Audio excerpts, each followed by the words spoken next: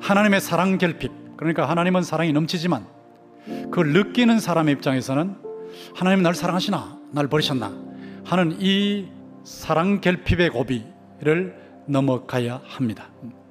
이 고비, 사랑 결핍의 고비를 넘어가기 위해서는 우선 선택이 분명해야 돼요.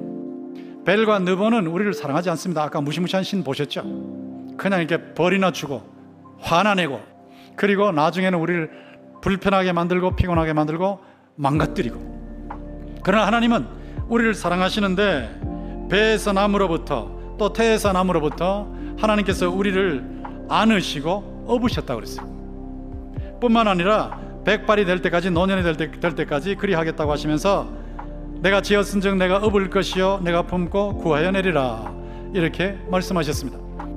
근데 이 진짜 하나님의 사랑을 제대로 깨달아야 되는데 자꾸 이거를 깨닫지 못하니까 여기에 문제가 생기는 거예요.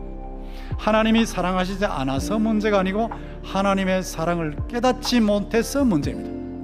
하나님이 사랑하시지 않으셔서 문제가 아니고 하나님의 사랑을 거절해서 문제가 생기는 거예요. 여러분이 하나님의 사랑이 의심이 되시면 십자가를 생각하시면 돼요.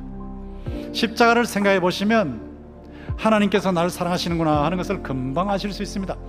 하나님께서 자신의 외아들을 십자가에 내어주시기까지 나를 사랑하셨고 지금도 사랑하시고 앞으로도 사랑하실 줄 믿습니다.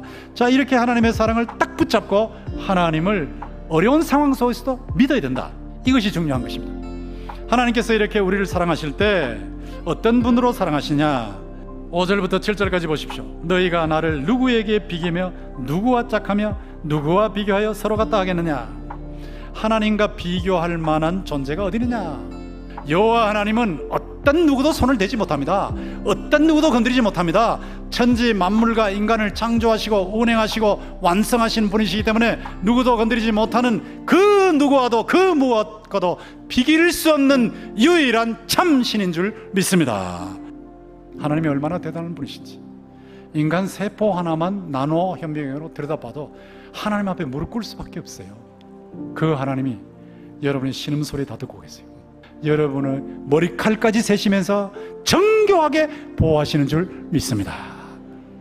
자, 이런 하나님의 사랑을 이제 우리가 누리려면 어떻게 되냐? 믿음이 있어야죠. 믿음. 근데 믿음의 근육을 키워야 많이 누리는 겁니다. 근데 이 믿음의 근육을 키울 때 고비를 넘어야 된다 그랬죠. 왜? 다 알지 못하니까. 우리가 다 이해 못하니까 하나님 날 정말 사랑하시나, 날 버리시지 않았나 느껴질 정도의 환경이 있으니까 이 고비 넘어가야 되거든. 그래도 하나님이 날 사랑하신다 하고 넘어가야 되거든. 도무지 하나님 날 사랑하신 것 같지 않을 때 하나님 날 버리셨다라고 결론을 내리면 하나님을 버려요. 교회를 버려요. 안 믿게 돼요. 반대 길을 가셔야 돼요. 아무리 하나님이 나를 사랑하시지 않는 것 같아도 그래도 하나님은 십자가의 사랑으로 사랑하셨고 사랑하시고 사랑하시는 줄 믿습니다. 하나님의 절대 주권은 우리에게 사랑을 쏟아 부으셨어요. 쏟아 부으셨어요. 하나님이 나를 버리셨나 하는 의심이 올 때 하나님이 그래도 나를 사랑하신다 하고 고백하십시오.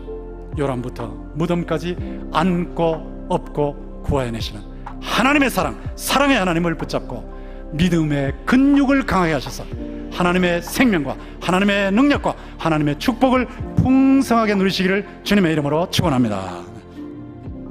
왼쪽 화면을 클릭하시면 전문 설교를 들어보실 수 있습니다. 구독과 알림 설정을 눌러주시고 사람을 살리고 키우고 고치는 생명사역에 동참해 주시기 바랍니다.